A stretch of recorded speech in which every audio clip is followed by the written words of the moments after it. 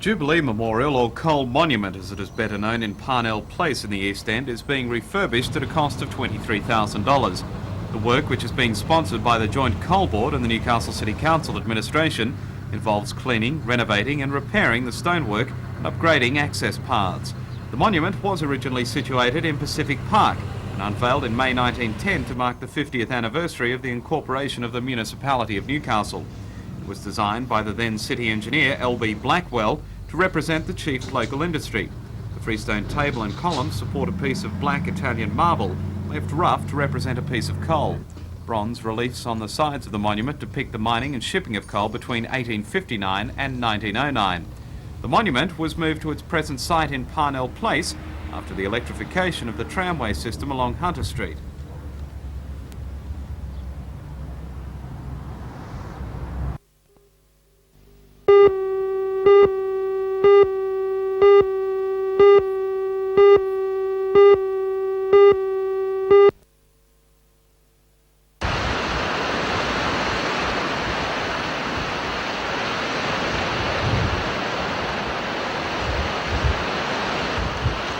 Sony lenses, are they? Yeah, wherever you point it, that's where audio goes. Like that.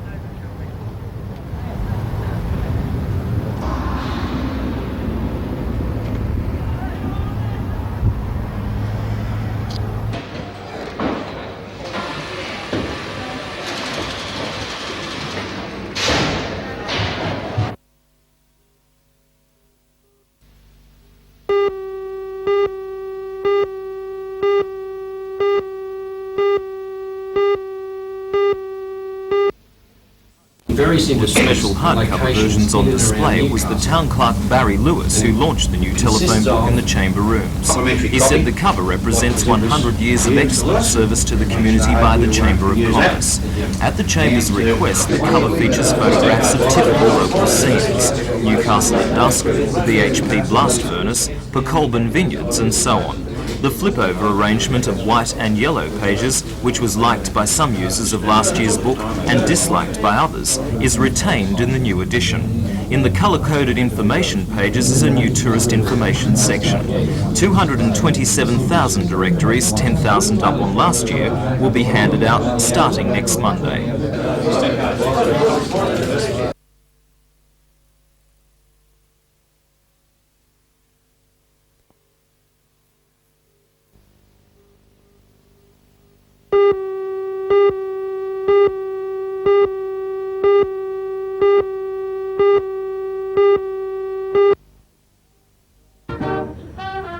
It's only twice a year the full complement of the base, excluding duty personnel, turn out for a full ceremonial parade and inspection. And despite the brisk winter morning, the full pomp and ceremony of the occasion went ahead without a hitch. Today, all Williamtown squadrons were represented, including the base, radar and 2 OCU squadrons, 481 Maintenance Squadron and the Barrage 77 Squadron, which now incorporates the number 3 Hornet Squadron. The inspection is one of 9 carried out by Air Vice Marshal Bradford at Australia's air bases. In addressing the assembled wing, the Air Vice Marshal stressed the importance of high technology as part of Australia's future Air Force, saying Williamtown was at the forefront of that technology. And in light of the recently released DIM report into Australia's defence needs, he also stressed the importance of individual expertise, as well as increased specialised hardware in extending Australia's military independence. I would therefore ask you to adopt as your motto, indeed as your way of life, the relentless pursuit of both individual and collective expertise, because it is your expertise and that of the Air Force as a whole, working as a team, that will determine the outcome of any future conflict in which we may become engaged. Meantime, Defence Minister Kim Beazley has announced that from next year, women will be allowed to join the RAF as air crew. Under the new policy, women will be recruited on merit as pilots, navigators and cargo specialists.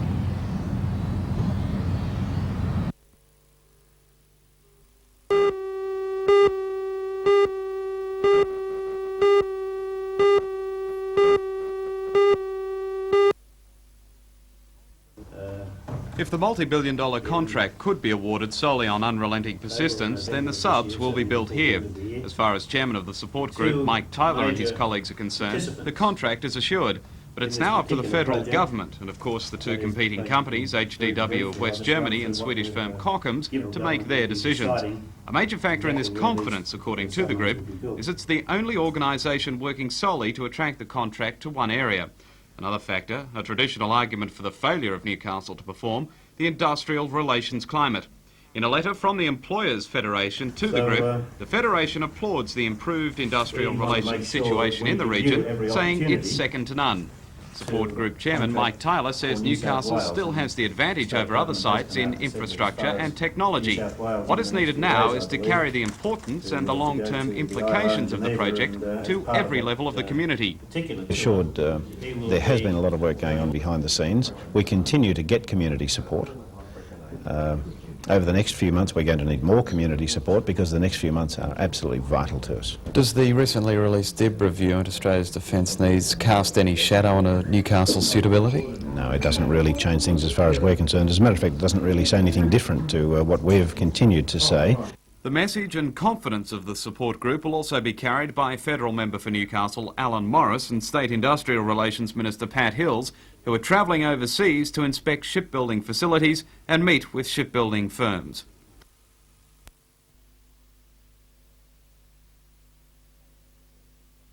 Maintenance support of these submarines and where they're actually based really doesn't make a lot of difference. Is there any one weak link in Newcastle's chances? We don't think so. We can't see a weak link. Obviously,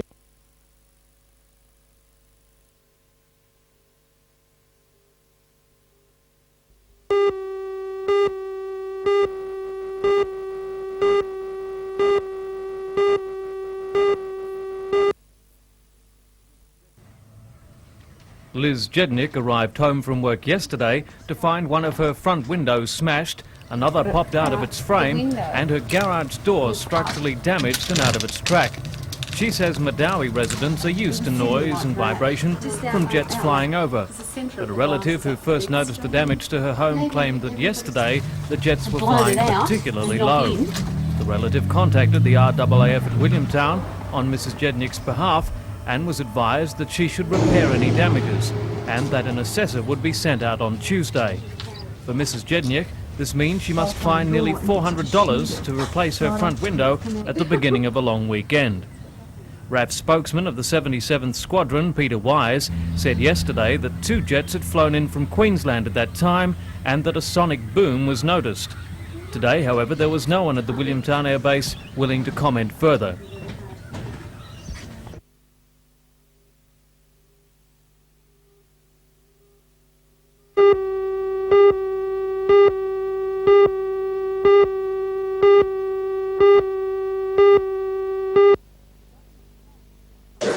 The government's plan is to define a number of geographic areas throughout the state and to call them area health services. Public hospitals within each boundary will then be administered by a single health board. In the Hunter, 4 areas have been defined.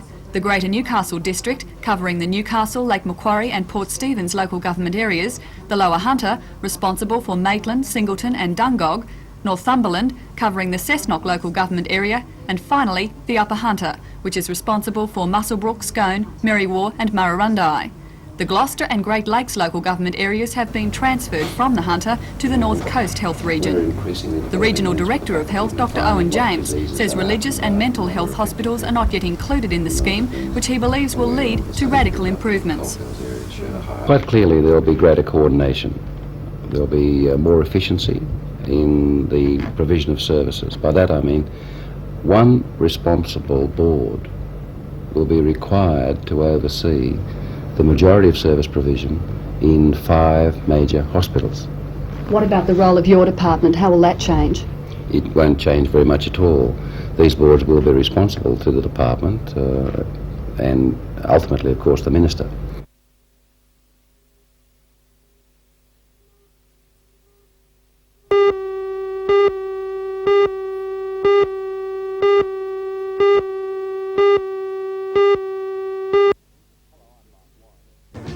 Hello, I'm Mark Warren. Parents of infant school children here at West Wallsend Public School met today to discuss the health risks in the infant school building.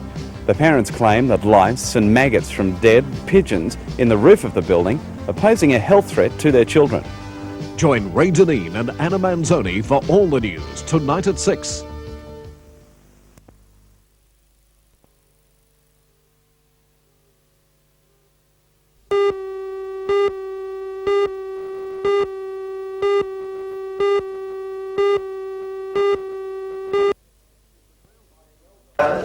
It was real Daniel in the Lion's Den stuff when Assistant Director of Education in the Hunter, John Sutton, addressed a meeting of parents of West Wallsend infants. His appearance was appreciated and showed the department has a genuine interest in the complaints of the parents. The parents claim water seeps into the classrooms from a badly designed roof. Already the carpets have had to be removed. Lice from nesting pigeons and even maggots from dead birds have been discovered in the classrooms. John Sutton says he can't make any promises, but can ensure the children's safety will not be put at risk. What about long-term plans? No, that in 1982, when this last erupted into a major problem, that we took a considerable amount of effort to try and overcome it. Some of that's been effective, some obviously not. What we want to do now is try and effect repairs as quickly as we possibly can. When we had the Marcella Taylor from the PNC says the Department of Education has known about this problem for almost 30 years and parents want definite action. Stopped complaining and we were assured of a new roof 5 years ago, 81, 82. They stopped their action. So now we're determined that after all these years that our children should have a dry classroom, maggot-free classroom. And how are the children reacting to this? Well, the children are very worried that they're going to get a maggot in their hands. Since this morning's meeting, the department has agreed to fumigate the infants building and petition off the worst affected areas. Parents, teachers and department officials will meet again next week to hear progress reports on the repair of the building. If there is no satisfactory agreement, parents are threatening to take the remaining children out of the infant school.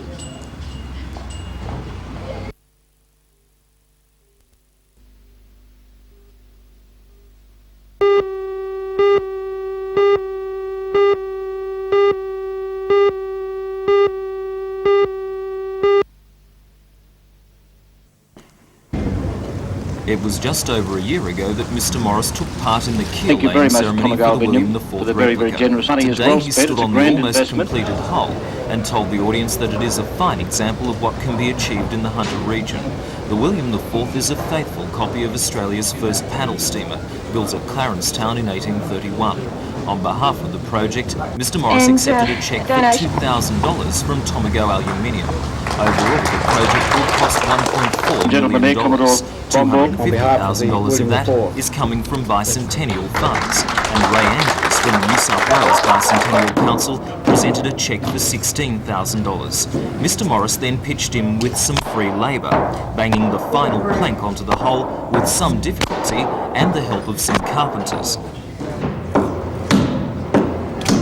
Guests then took turn writing home notes inscribed with their name. Finally, Mr Morris announced that the launch date had been fixed for September 26th next year, a month ahead of schedule.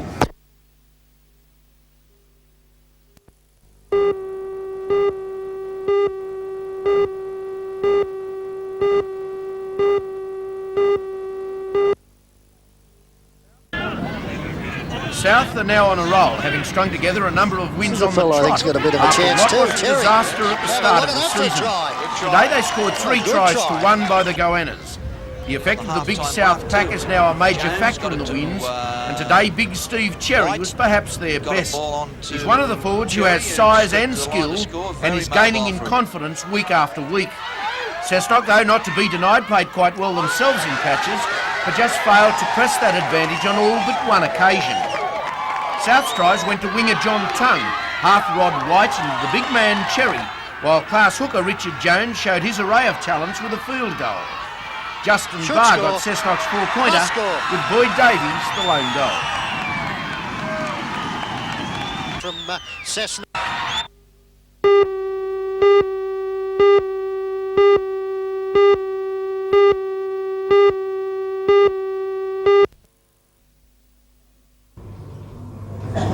Concentration was the name of the game at the Tukli RSL Club this weekend for the Invitation Ladies Snooker Classic.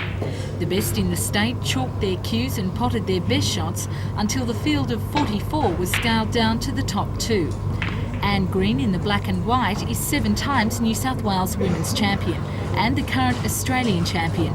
In the navy blue, Margaret Harris defeated Green at the Auburn Ladies Classic last month. Today's final was the best out of 5 frames in a game which demanded the best of the players. You have to try and make the game as difficult for the opponent as you possibly can, as well as potting the balls and getting your own score up, playing snookers, playing a good game. What are some of the disadvantages and advantages of women playing the game? I think the biggest disadvantage is that compared to the men have been playing all their lives. We've been going just a few years. We're trying to learn in a short time what they know already.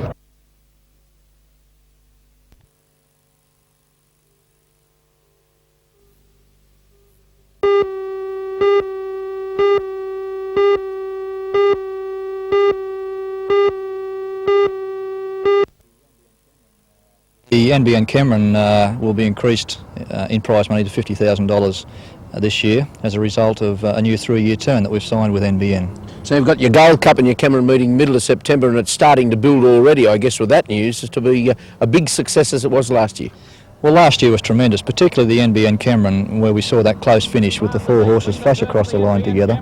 The starting point to the success of that was increasing the distance to 1,400 metres, but the quality of the horse, when you look at Riverdale, Castanelia, Satin Sands and the winner Regal Value from New Zealand, racing for $40,000 and this year an extra $50,000 and further improvements in prize money in the years to come, it's got to develop into an even bigger and better race. I suppose the handicappers get some criticism, but he got them right that day. There was an inch between 4 horses. Yes, I don't know, I can't remember the official margins, but the 4 horses flashed across the line with less than half a length between them. That's in September. Tomorrow, I believe you're racing over here too with a feature cup that's something a little new too. Yes, on this occasion, for the first time, we've attracted the major Hunter Valley vineyards, and we're running the ACI Winemakers Cup, and we've got the involvement of all the members of the industry from the Cessnock area. You won't be short of champagne to toast the winner with tomorrow. I think it'll be a happy day.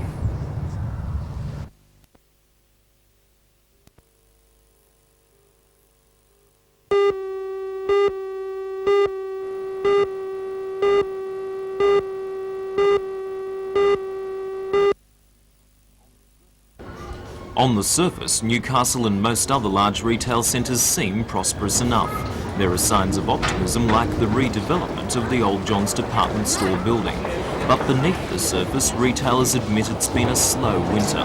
For the major department stores like David Jones, Waltons and Grace Brothers, the biggest slump has occurred in electrical goods and furniture. Electrical and furniture.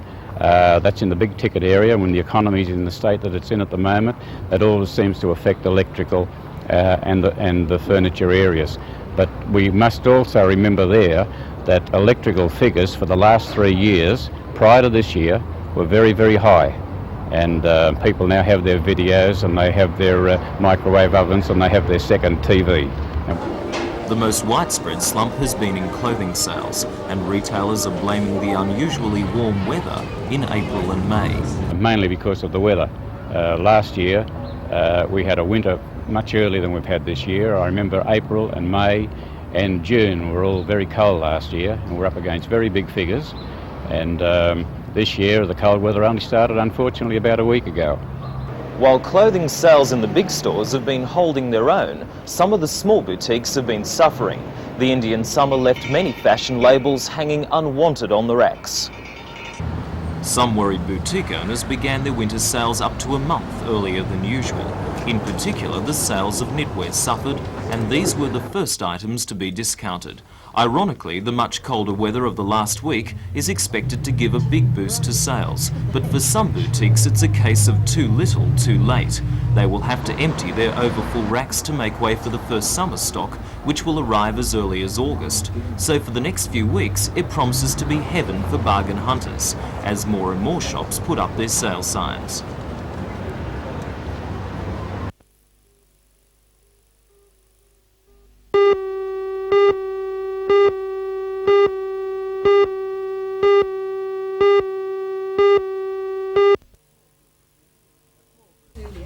A small group of people were learning basic first aid and resuscitation techniques last night at the Newcastle branch of the Red Cross in King Street. They were part of the first of 3 classes the Red Cross is conducting over the next 2 months. Classes are run at night and also during the day, and the organisers believe it's vital that everyone knows first aid. I think it's very important because if they come across the scene of an accident or a sudden illness, they're in a position to be able to help a person, and the most crucial time is the first 5 minutes if a person stopped breathing. The course covers the A to Z of resuscitation and other important subjects like control of bleeding, treatment of fractures and burns and scalds. Instructor Hope Probert says the majority of people are apathetic about learning how they might be able to save other people's lives. They are the people who could be the difference between life and death, or between someone being seriously maimed for life or recovering to lead a full normal life again.